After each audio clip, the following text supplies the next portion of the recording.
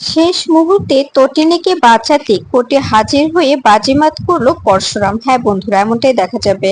বিস্তারিত জানতে ভিডিওটিতে লাইক দিয়ে চ্যানেলটি সাবস্ক্রাইব করে শুরু থেকে শেষ অবধি দেখতে থাকো। গল্পের শুরুতেই দেখা যাবে পরশুরামকে হসপিটালে ভর্তি করলে ডক্টর বলতে থাকে, আপনারা কেন বুঝতে পারছেন না? এভাবে যদি চলতে থাকে লোকটাকে কোনোভাবে বাঁচানো যাবে না। লোকটা তো মৃত্যুর সঙ্গে লড়াই করছে, উনি মৃত্যু নিয়ে ছেলেখেলা করছেন, ওনার প্রচন্ড ব্লিডিং হচ্ছে। এভাবে ব্লিডিং হতে থাকলে কি করে ওনাকে বাঁচাবেন আপনারা বলুন তো?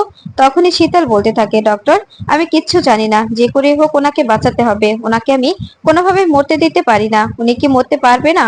ওনাকে আমি মরতে দিতে পারবো না, কারণ কারণ উনি উনি আমার খুব ভালোবাসার মানুষ। ওনাকে আমি প্রচন্ড ভালোবাসি, কখনো আমার থেকে দূরে যেতে দেব না। এরপরেই ডক্টর বলতে থাকে, তবে ওনাকে একটু বোঝান, এভাবে বারবার বন্ডে সাইন করে চলে যাওয়াটা একটা সমাধান নয়। নিজেকে আগে সুস্থ করতে হবে, তারপরে নিজের যত কাজ আছে সবকিছু সামলাবে। এভাবে যদি বারবার চলে যায়, বারবার বন্ডে সাইন করে যে গিয়ে এরকম করে ব্লিডিং শুরু হয়ে যায়, তবে ওনাকে সত্যি বাঁচানোটা মুশকিল হয়ে যাবে। আপনারা কেন বুঝতে পারছেন না?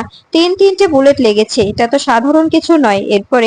এরপরে দেখা যাবে তখনই শীতল বলছে, আমি ওনাকে অনেক বোঝানোর চেষ্টা করছি, কিন্তু উনি কিছুতেই বুঝতে চাইছে না। এদিকে দেখা যাবে তটিনীকে জেরা করছে স্পেশাল ব্রাঞ্চ। তখনই বলরাম বলতে থাকে, স্যার আপনি কিন্তু পুরোটাই একতরফা কথা বলছেন। আপনি যে কথাগুলো বলছেন সেগুলো কিন্তু শুধুমাত্র আমাদের ডিপার্টমেন্টের হয়ে কথা বলা হচ্ছে, কিন্তু আপনি ভুলে যাচ্ছেন যে ও আপনার একজন একজন বিশ্বস্ত অফিসারের ওয়াইফ। ওনার দিকেও একটু আপনার খেয়াল রাখা উচিত। আমার কেমন যেন মনে হচ্ছে সত্যি তটিনী দেবীকে ফাঁসানো হয়েছে। আমি আর যাই হোক না কেন পৃথিবীতে, আর যাই যে করুক, আমি কখনো বিশ্বাস করব না যে তটিনী তটিনী পরশুরামকে মারতে পারে। কারণ তটিনী আর পরশুরামের ভালোবাসাটা যে কতটা গভীর, আর কেউ জানুক বা না জানুক, সেটা আমি খুব ভালো করেই জানি। আর তটিনী যে রিভলভার থেকে শুট করেছে, সেই রিভলভার আর তটিনীর রিভলভার যে এক, সেটাও কিন্তু প্রমাণিত নয়। আপনারা কিন্তু রিভলভারটা কাউকে দেখতে দেননি, ছুতেও দেননি। তখনই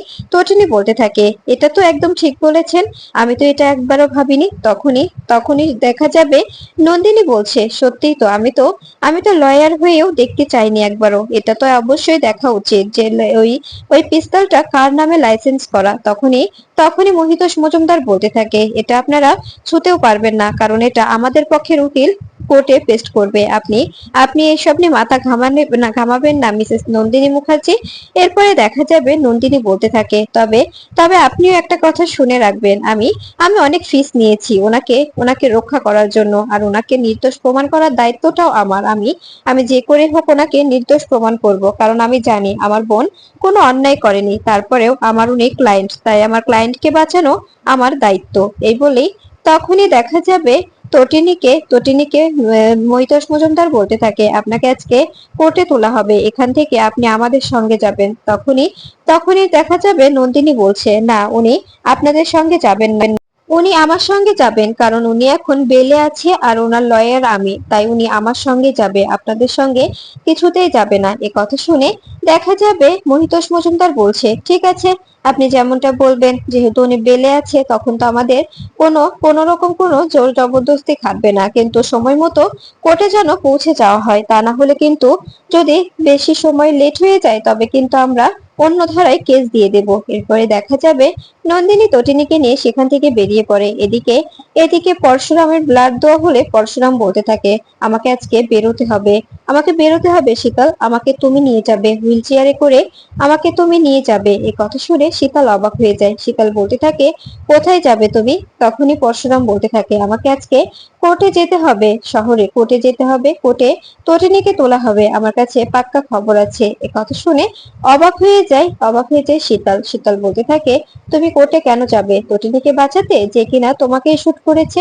তখনই পরশুরাম বলে, প্লিজ শীতল, তুমি বোঝার চেষ্টা করো, অনেক সময় আমরা যা চোখে দেখি সেটাও কিন্তু ভুল হয়ে যায়। আমার আমার বিশ্বাস হয় না যে তো আমার তটিনী আমাকে মারতে পারে। তটিনী যে আমাকে মারবে, এটা আমি কিছুতেই বিশ্বাস করতে পারি না। এই কথা শুনে তখনই দেখা যাবে শীতল বলছে, তুমি যেটা যেটা বিশ্বাস করছো না সেটাই সত্যি। এভাবে অন্ধবিশ্বাস হয়ে থাকাটা ভালো নয় পরশুরাম, নিজেকে অন্ধবিশ্বাসে থেকে বের করো। এভাবে অন্ধবিশ্বাস করে আছো বলেই তো সেই মেয়েটা তোমাকে ভালোবাসে বলে বলে আজকে তোমার এই অবস্থা করে দিয়েছে। এ কথা শুনে পরশুরাম বলে, তুমি প্লিজ আমাকে নিয়ে চলো, আমাকে আমাকে নিয়ে চলো প্লিজ, তোমার কাছে আমি রিকোয়েস্ট করছি। এ কথা শুনে তখন দেখা যাবে যে তখনই শীতল বলতে থাকে, ঠিক আছে, যখন তুমি যেতে চাইছো আমি তোমাকে নিয়ে যাব, কিন্তু মাথায় রাখবে তুমি কিন্তু নিজের নিজের মনের বিরুদ্ধে কোনো কথা বলবে না। আমি জানি, তুমিও জানো যে যে তটিনী তোমাকে শুট করেছে। তখনই পরশুরাম বলতে থাকে, প্লিজ প্লিজ শীতল, এই কথাগুলো বারবার বলো না প্লিজ, আমার ভালো লাগে না। এরপরে দেখা যাবে ডক্টরকে বলে বন্ডে সাইন করে হুইল চেয়ারে উঠে বসে পরশুরাম। তখনই ডক্টর বলতে থাকে, আপনাকে আমি বারবার বলছি, এভাবে এভাবে কিন্তু চলতে থাকলে ওনাকে বাঁচানো সম্ভব হবে না। তখনই পরশুরাম বলে, আজকে কিচ্ছু হবে না, আজকে আমি কোর্টে যাব, ওখানে গিয়ে সাক্ষী দেব, পরে আবার চলে আসবো। এরপরে দেখা যাবে শীতল পরশুরামকে নিয়ে গাড়িতে উঠে বসে। এদিকে দেখা যাবে তটিনীকে কোর্টে তোলা হয়। কোর্টে নিয়ে এসে দেখা যাবে তটিনীর বিরুদ্ধে অনেক রকম এভিডেন্স দিতে থাকে মহিতোষ মজুমদার ও সৌরভ। তখনই নন্দা বলতে থাকে, এসবের কোনো ভিত্তি হয় না মহামান্য আদালত, আমি আমি আমার আমি আমার আমার ক্লায়েন্টের হয়ে বলছি, আমার ক্লায়েন্ট পুরোটাই নির্দোষ, কারণ আমার ক্লায়েন্ট যে খুন করেছে, যাকে খুন করেছে তার ডেড বডি কিন্তু এখনো পাওয়া যায়নি। আর যে রিভলভারটা থেকে শুট করা হয়েছে, সেই রিভলভারটা আমার ক্লায়েন্টের নামে লাইসেন্স কিনা, আমার ক্লায়েন্টের নামেই আছে কিনা, সেটাও কিন্তু এখনো নিশ্চিত হওয়া যায়নি। কারণ কারণ রিভলভারটা আমার ক্লায়েন্ট এখনো দেখেনি, আমার ক্লায়েন্টকে দেখতে দেওয়া হয়নি। এরপরে মহিতোষ মজুমদার বলতে থাকে, মহামান্য আদালত, কখনো কি অপরাধীকে এভিডেন্স দেখানো হয় বলুন তো? ওনারা কেন ভিত্তিহীন কথা বলছে? তখনই নন্দিনী বলতে থাকে, কিন্তু কিন্তু উনি যে রিভলভারটা দিয়ে শুট করেছে, সেই রিভলভারটা তো ওনাকে দেখানো দরকার, কারণ উনি অনেক কনফিউজড ওই রিভলভারটা ওনার কিনা, কারণ ওনাকে একবারের জন্য রিভলভারটা দেখানো হয়নি, আর উনি বলছেন ওনার রিভলভার থেকে কোনো বুলেটই বেরোয়নি। এরপরে দেখা যাবে সবাই মিলে তর্কাতর্কি করতে থাকে। ঠিক তখনই কোর্টে হাজির হয় পরশুরাম এসে বলতে থাকে, অনেক হয়েছে, এবার এবার মহামান্য আদালত, আমি কিছু বলতে চাই, আমার কথাগুলো শুনবেন প্লিজ। তখনই মহামান্য আদালত পরশুরামকে দেখে অবাক হয়ে যায়। তখনই মহিতোষ মজুমদার অবাক হয়ে পরশুরামের দিকে তাকিয়ে থাকে আর সৌরভের দিকে বারবার তাকায়। তখনই সৌরভ বলতে থাকে, এটা কি করে সম্ভব? ও কি করে বেঁচে থাকতে পারে? ওকে যে জায়গায় ফেলা হয়েছিল, জলের অতটা স্তরে ফেলা হয়েছে, ওখান থেকে ও কি করে বেঁচে ফিরতে পারে? এ তো সত্যি সত্যি কই মাছের জান। এরপরে দেখা যাবে শীতল নন্দিনীর কাছে পরশুরামকে তুলে দেয়। এরপরে পরশুরামকে নিয়ে যায় নন্দিনী।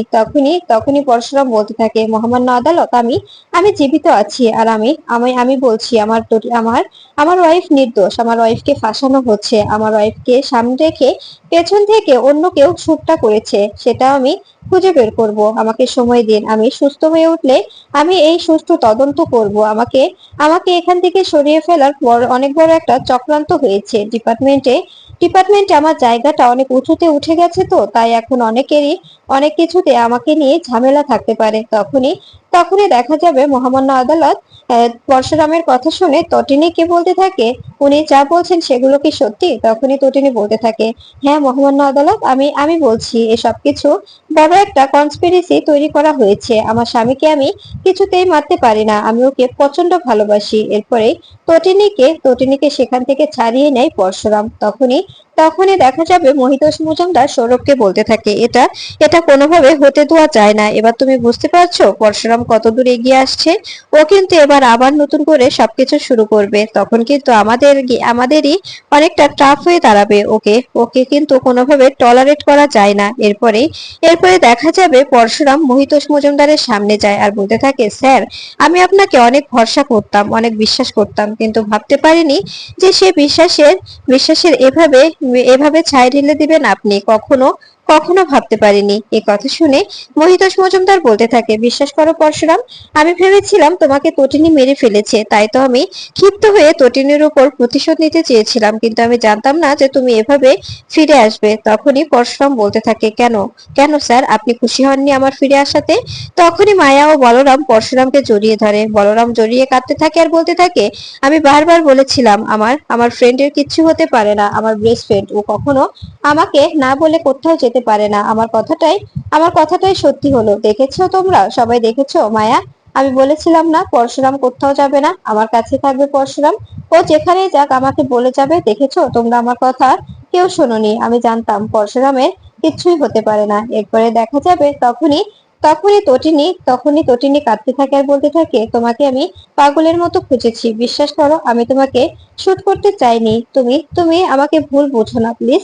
তখনই পরশুরাম বলছে, আমি আমি জানি তটিনী, সেদিন শুটটা তুমি করোনি, কিন্তু তোমাকে সামনে রেখে শুটটা আড়াল থেকে কেউ করেছিল। কিন্তু এক মুহূর্তে আমি ভেবে নিয়েছিলাম যে তুমি শুটটা করেছো, কারণ তুমি যে পজিশনে, যে অ্যাঙ্গেলে দাঁড়িয়েছিলে, যেভাবে যেভাবে গান পয়েন্টে দাঁড়িয়েছিলে, সেটা দেখে আমি সত্যিই ভেবেছিলাম তোমার হাতে হয়তোবা আমার প্রাণ গেল। তাই আমার বাঁচার ইচ্ছেটা পুরোটাই মরে গিয়েছিল। এরপরে দেখা যাবে আমি ভাবলাম যে সত্যি আমাকে জানতে হবে, তুমি কি শুটটা করেছিলে, তুমি এই শুটটা করতে পারো। আমার বিশ্বাস হচ্ছিল না। এরপরে আমাকে গঙ্গাতে ফেলা হয়। গঙ্গা থেকে তুলে নিয়ে আসে শীতল তুলে নিয়ে এসে আমাকে ট্রিটমেন্ট করায়, আমাকে সুস্থ করে তোলে। এখনো আমি পুরোপুরি সুস্থ হইনি তটিনী। আমার পিঠে পিঠে প্রচন্ড আঘাতের দাগ, ওটা থেকে বারবার বারবার ইনফেকশন হয়ে যাচ্ছে। আমাকে আমাকে এবার এবার গিয়ে রেস্ট নিতে হবে। তখনই তটিনী বলছে, তুমি এবার পুরোপুরি বিশ্রাম নেবে। আমি আমি শত্রুর বিরুদ্ধে লড়াই করব, আমি সবার থেকে প্রতিশোধ নেব। আমার জন্য আমাকে আমাকে ফাঁসাতে ওরা এত কিছু করেছে, তো সবকিছুর শোধ তুলবো আমি। তখন এ কথা শুনে দেখা যাবে তখনই তটিনী বলতে থাকে, তোমাকে তোমাকে মেরেছে ওরা, মেরে আমার উপরে দোষ চাপিয়ে দিয়েছে। বাচ্চাগুলোকে অব্দি বিশ্বাস করিয়েছে যে আমি তোমাকে মেরেছি। বাচ্চাগুলো আমার দিকে আঙুল তুলে বলছে, মাম্মি তুমি আমাদের পাকে মেরে দিলে। আমার তখন কেমন লেগেছে তুমি বুঝতে পারছো। তখনই তখনই পরশুরাম বলতে থাকে, সরি তটিনী, আমি বুঝতে পারিনি। আমার আমার উচিত ছিল সেখান থেকে বেঁচে তোমার কাছে ফিরে আসা। তখনই তটিনী বলতে থাকে, না, তোমার এখনো এখনো বেরিয়ে আসাটা ঠিক হয়নি। তুমি এখন বেরিয়ে এসেছো, তুমি এখনো সুস্থ হওনি। তোমার উপর অ্যাটাক হতে পারে, তোমাকে অ্যাটাক করতে পারে ওরা। ওদেরকে আমি খুব ভালো করে চিনি। তখন এ কথা শুনে দেখা যাবে পরশুরাম বলতে থাকে, সবকিছু ঠিকঠাক হয়ে যাবে তটিনী, আমাকে কেউ কখনো মারতে পারবে না। এই পরশুরামকে মারা এতটাও সহজ নয়। তখনই শীতল বেরিয়ে আসে আর বলতে থাকে, আর তটিনী, তুমি তুমি যে তোমাকে যে আমি এত কথা বলেছি, এত ভুল বুঝেছি, তার জন্য ক্ষমা চাইছি, আমাকে ক্ষমা করে দিও। তখনই দেখা যাবে তটিনী বলছে, এসব কি বলছেন আপনি, কেন ক্ষমা করব না আপনাকে, আর এসব ক্ষমা চাওয়ারই বা কি আছে। এরপরে এরপরে দেখা যাবে নন্দিনীর কাছে হাত জোড় করে ক্ষমা চাই তটিনী বলতে থাকে, দিদি থ্যাংক ইউ, আজকে যদি তোরা সবাই না থাকতি আমি কিছুতেই ছাড়া পেতাম না। এরপরে দেখা যাবে তটিনী বলছে, কিন্তু কিন্তু কোনোভাবেই তো বুঝতে পারছি না, এভাবে এভাবে কিভাবে হলো। তোমাকে তোমাকে তো আমাদের হসপিটালে নিতে হবে। তুমি এভাবে কোনোভাবেই দাঁড়িয়ে থাকতে পারো না। তোমাকে এখানে রেখে তোমার ব্লিডিং শুরু হয়ে গেলে আরো সমস্যা হবে। তখনই শীতল বলতে থাকে, আজ থেকে তোমার দায়িত্ব তটিনী। আমি অনেক সহ্য করেছি, ওকে আমি অনেক বুঝিয়েছি যে এরকম পাগলামো করলে কিছুতেই হবে না। তোমাকে তোমাকে সবকিছু মেনে নিতে হবে, কিন্তু তো সুস্থ হওয়ার পরে সমস্ত প্রতিশোধ নিতে হবে। এরপরে তটিনী বলতে থাকে, তোমার তোমার স্যার মহিতোষ মজুমদার, উনি কিন্তু এসব কিছুর ঊর্ধ্বে আছে। এ কথা শুনে তখন পরশুরাম বলতে থাকে, চিন্তা করো না তটিনী, একে একে সবার সবার বিচার হবে, সবার আমি শাস্তি দেব। এরপরে বলরাম বলতে থাকে, তুই ঠিক আছিস তো পরশুরাম? আমি ভাবছিলাম তুই হয়তোবা এক মুহূর্তের জন্য ভেবে নিয়েছিলাম তুই আমাদের মাঝে আর নেই। বিশ্বাস কর, বুকের বাপাসটা একদম চিনচিন করে উঠেছিল, কিন্তু আজকে তোকে দেখে যে কতটা আনন্দ হচ্ছে তোকে বলে বোঝাতে পারবো না। তখনই এ কথা শুনে পরশুরাম বলতে থাকে, প্লিজ বলরাম, তুই তুই কোনোভাবে কিছু একটা কর। আমার মনে হচ্ছে মহিতোষ মজুমদার আর সৌরভ মিলে তটিনী আর আমার কোনো আবার নতুন করে ক্ষতি করতে পারে। তাই আমাদের দুজনের কোনো রকম কোনো প্রোটেকশন দেওয়ার ব্যবস্থা কর, আমাদের যেন কেউ ছুতে না পারে। আর আমি সময় বুঝে সুস্থ হয়ে সমস্ত হিসাব ক্লিয়ার করে নেব, সমস্ত হিসাব কিতাব ক্লিয়ার করব। এই ডিপার্টমেন্টের জন্য আমি কি না করেছি বল। কতটা দিন আমি ডিপার্টমেন্টের জন্য ফ্রি সার্ভিস দিয়ে এসেছি। এভাবে এভাবে নিজের জীবন ঝুঁকি নিয়ে আমি আমি আমার আমি আমার ডিপার্টমেন্টের জন্য লড়ে এসেছি, আর আজকে সেই ডিপার্টমেন্টই আমাকে এইরকম একটা জঘন্য উপহার দিল। তখনই বলরাম বলছে, আমি আমি বুঝতে পারিনি আমাদের স্যার কেমন যেন চেঞ্জ হয়ে গেছে। তুই তুই হারিয়ে যাওয়ার পরেই সৌরভকে প্রমোশন দিল। তারপরে আমাদের কোনো কিছুতে কথা বলতে দেয় না, আমাদের কোনো কেসে নাক গলাতে দেয় না। আমাদের আমাদের কেমন যেন স্যারকে মিস্টিরিয়াস লাগছিল। তটিনীর ব্যাপারে আমাদের কোনোভাবে অ্যালাউ করে না। এ কথা শুনে অবাক হয়ে যায় পরশুরাম। তখনই পরশুরাম বলতে থাকে, তোদের তোদের কিভাবে তোদেরকে সময় দেবে বলতো। তো তোদের কিভাবে দায়িত্ব দেবে? উনি তো নিজেকে বিক্রি করে দিয়েছে, কিছু টাকার বিনিময়ে ক্রিমিনালদের সঙ্গে হাত মিলিয়েছে। তোদের যদি এসবের সঙ্গে জড়ে তবে তো ওনার ফাঁসতে হবে। তোরা তো সবাইকে বলে দেওয়ার সম্ভাবনা থাকে, তাই না? তার কারণেই তো তোদেরকে সমস্ত কিছু থেকে দূরে রাখছে।